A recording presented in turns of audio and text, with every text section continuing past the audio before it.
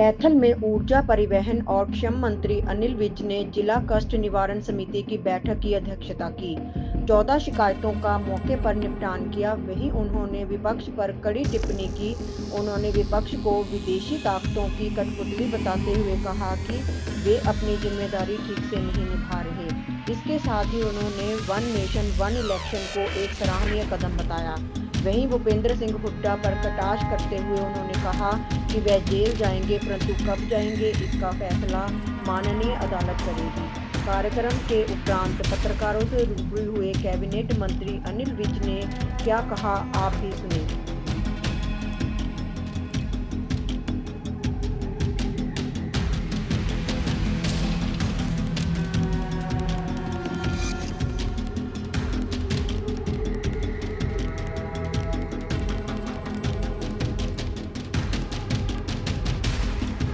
मैं तो सुनता हूँ सबके। विज साहब, बीजेपी एमपी ने कहा है कि किसान आंदोलन के बाद हरियाणा में नशा बढ़ा। पहले 2 ही नशे होते थे, लेकिन पंजाब के किसान जैसे नहीं, मैं किसी इंडिविजुअल के बयान पर कमेंट तो वो कभी आएंगे उनसे पूछना। तो हरियाणा में पंजाब पिछले 12 दिन से अब मैं थोड़ा जी 12 दिन से कैथल में जमीन की सेल की कोई रजिस्ट्री नहीं है, बंद है यहाँ पर। कारण ये पोर्टल पे कलेक्टरेट से सर आज फ्रीज हो गए। अच्छा, वो कलेक्टरेट्स फ्रीज हो गए हैं तो कह रहे शुरू हो गए। विज साहब, जो हाई टेंशन वायर की चपेट में जो लोग आते हैं, क्या मुआवजा बढ़ाएंगे? आप अब नए मंत्री बने। अब मैंने बोल दिया कि मैंने डिपार्टमेंट को कहा है कि अगर डिपार्टमेंट के किसी भी कार्य से किसी का नुकसान होता है तो उसको कंपनसेशन मिलनी चाहिए। अगर कानून है तो उसके पालना होनी चाहिए, नहीं है तो कानून बनाना चाहिए। हाँ, नहीं, ये भी एक बहुत सीरियस मैटर है, क्योंकि ये लोगों को फंसा के और आप लोग निकल जाते हैं और वहाँ पर जो है दुर्घटनाएं होती रहती हैं। इसके बारे में भी हम सोचेंगे और कुछ ना कुछ करेंगे। हुड्डा पिता पुत्र कह रहे हैं कि पार्टी को मजबूत करने के लिए दोबारा से फील्ड में उतरेंगे, दोबारा से पार्टी को मजबूत करेंगे। क्या चीज़? हुड्डा पिता पुत्र कह रहे हैं कि पार्टी को दोबारा से मजबूत करने के लिए फील्ड में दोबारा से कांग्रेस के जो नेता है वो उतरेंगे। कैसे देखते हैं? लगे रहे आप 5 साल जो मर्जी करते रहे। लोगों ने घर बैठा दिया। ये तो रोज रात को सीएम बन के सोते थे, डिपार्टमेंट बांट के सोते थे, और यहाँ तक कि अधिकारियों को जिले भी बांट दिए थे, डिपार्टमेंट भी बांट दिए थे। पर जनता है, जनता जानती है। या अनिल भी जानता था कि बीजेपी की सरकार आएगी। सब आप कहते आए हैं कि हुड्डा की असली जगह जेल में है, वो जेल कब आएगी? असली जगह नहीं, देखिए उसका वो बिल्कुल है, क्योंकि जो उनके ऊपर कोर्ट केसेस चल रहे हैं, मैंने उनका थोड़ा बहुत अध्ययन किया है, और जितनी मेरी समझ और जानकारी है उसमें ज़रूर वो जेल की हवा खाएंगे। लेकिन कब खाएंगे, कितनी खाएंगे, कहाँ खाएंगे, इसका फैसला तो माननीय अदालत करेगी ना जी। उसका मैं तो नहीं कर सकता। पूछ लो जितने पूछ लो। सही है जी। आप प्रधानमंत्री हो, छात्र छात्राओं के लिए फ्री में पास दिए जाते हैं। आपके ही गृह जिले के अंदर छात्र छात्राओं से पैसे की वसूली की गई। अब उन पैसों को चेक के माध्यम से छात्र छात्राओं को लौटाया जा रहा है। नहीं, मेरे संज्ञान में ये बात नहीं आई है। आएगी तो मैं बहुत सख्त कार्रवाई करूँगा। कल ITI से कभी लाइब्रेरी नहीं, अब ऐसे सुनी सुनाई बात में तो नहीं होगा ना। अब मेरे संज्ञान में एक बात है। काफी समय बाद गब्बर कैथल पहुंचे हैं, क्या कुछ कार्रवाई की है? FIR क्या है? हाँ, जितनी दरखास्तें आई हैं हमने सब में कार्रवाई करी है, और मेरा प्रयास ये रहा कि लोगों को बार बार ना, लोगों ने, और मैं सब अधिकारियों को भी कहना चाहता हूँ कि जब आपके पास कोई शिकायत आ गई है, जैसे यहाँ पर एक केस आया कि 4 साल से वो आदमी भटक रहा है और कोई भी उसके ऊपर ध्यान नहीं दे रहा, तो ऐसे नहीं करना चाहिए। हमें कोशिश करनी चाहिए कि, फिर वही मैं बात कह रहा हूँ कि वो सन्नी देओल है, सन्नी देओल वाला डायलॉग नहीं होना चाहिए कि तरीक पे तरीक लगती है और इंसाफ नहीं होता। इंसाफ मिलना चाहिए। 20 लाख रुपए सर जो कंपनसेशन नहीं दिया था, एफआईआर क्या देते हैं कि इसके खिलाफ वो चलान दिया था, जुर्माना नहीं भरा गया था नगर परिषद। हाँ तो कानून है, कानून के तहत चलेंगे ना।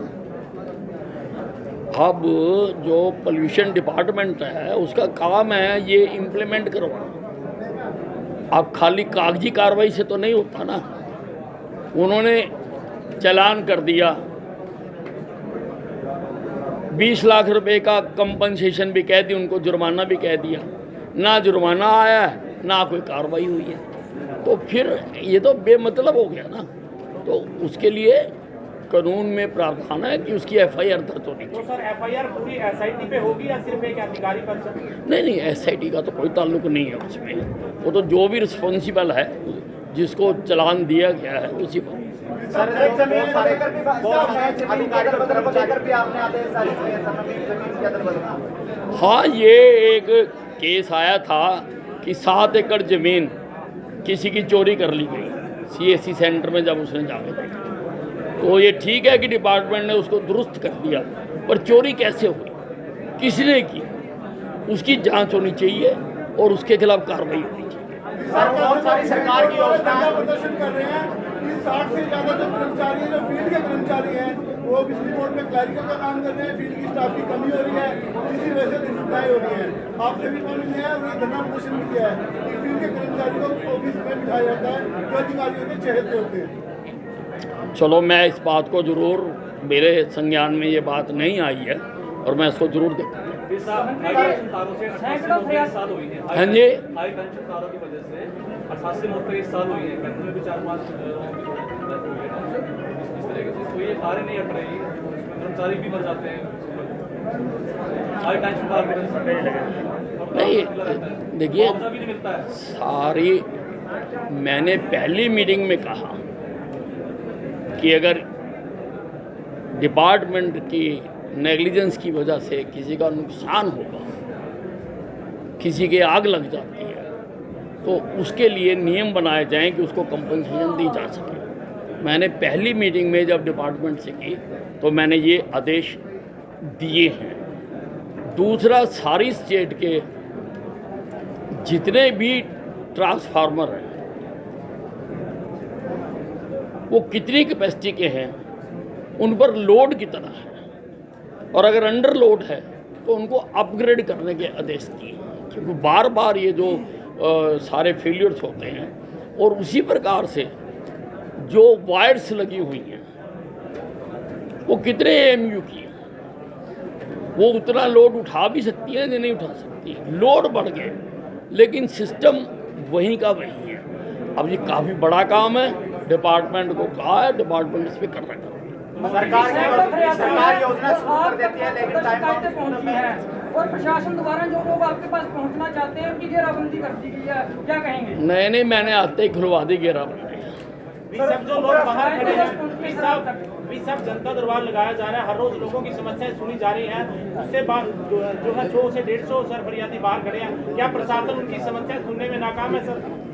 देखिए, मैंने आते ही कह दिया कि जितने भी लोग खड़े हैं सारों से मैं मिलूंगा, और मैंने कह दिया वहाँ से पंक्ति बना के सब आएंगे तो एकदम एप्लीकेशनें तो ली ही जा सकती है ना, लेके मैं कार्रवाई करूंगा, मैंने कह दिया है। सर, उनका कहना है कि चेहतों की शिकायत रखी जाती है, जबकि उनसे ज़्यादा सीरियस जो शिकायतें हैं उनको इसमें ग्रीवेंसेज में नहीं रखा जाता, ऐसा लोगों का सर कहना है। नहीं, देखिए, ऐसा है, ग्रीवेंस कमेटी जो चलती है इसमें पब्लिक के नुमाइंदे होते हैं, मेंबर्स होते हैं। मेंबर्स कभी भी उपायुक्त को मीटिंग से पहले कह सकते हैं कि कोई सीरियस मैटर है तो इसको उसमें इंक्लूड किया जाए। जैसे मैंने अभी एक कर दिया, मैंने अगली मीटिंग के लिए किसी व्यक्ति ने वहाँ से बात कही थी, मैंने कहा नेक्स्ट ग्रीवेंस कमेटी के एजेंडे में इसको इंक्लूड करो। सर, उपराष्ट्रपति के खिलाफ अविश्वास को कैसे देखते हैं सर?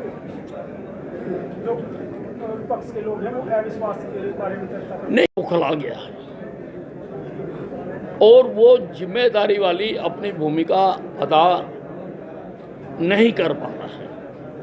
अब क्योंकि दोनों सदनों में, लोकसभा में भी और राज्यसभा में भी, गांधी परिवार के जॉर्ज सोरोस के साथ संबंधों की आवाज़ उठाई गई, तो एक सिद्धांत के तहत कि उससे बड़ी आवाज़ उठा दो ताकि वो आवाज़ दब जाए।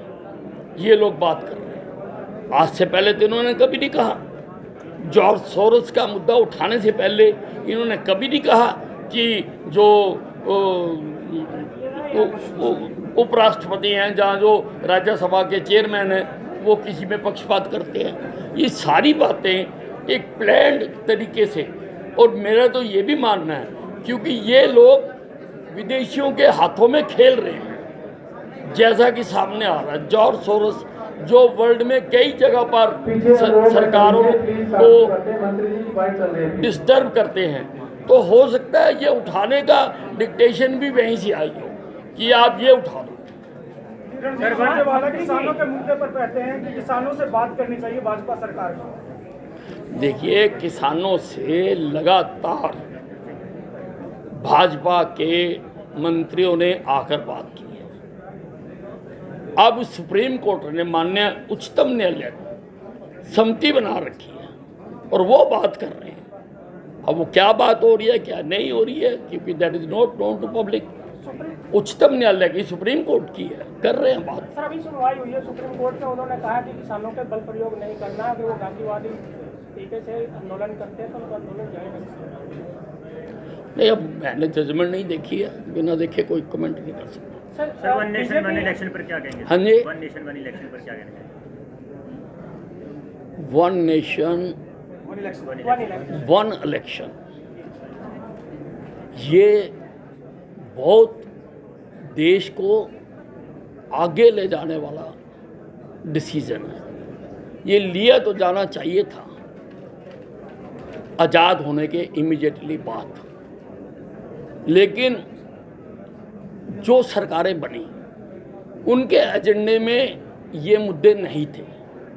अब प्रधानमंत्री नरेंद्र मोदी जी अपनी राष्ट्रवादी सोच के तहत देश को 2047 तक विकसित राष्ट्र बनाना चाहते हैं। तो जो जो उसमें व्यवधान हैं, अब ये जो चुनाव हैं, ये देश के विकास में ये जो बार बार चुनाव आते हैं, बार बार कोड ऑफ कंडक्ट चलता है, सारे काम रुकते हैं। यहाँ पर पहले लोकसभा का चुनाव हुआ, सारे काम रुके हुए थे। फिर विधानसभा का हो गया, सारे काम रुके हुए थे। फिर महाराष्ट्र का आ गया, दिल्ली का आ गया, जम्मू कश्मीर का हो गया।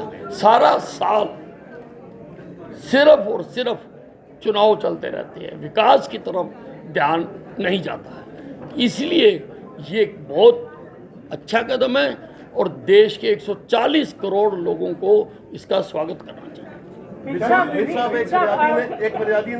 प्रॉपर्टी बेचने और खरीदने के लिए संपर्क करें फेयर डील प्रॉपर्टीज।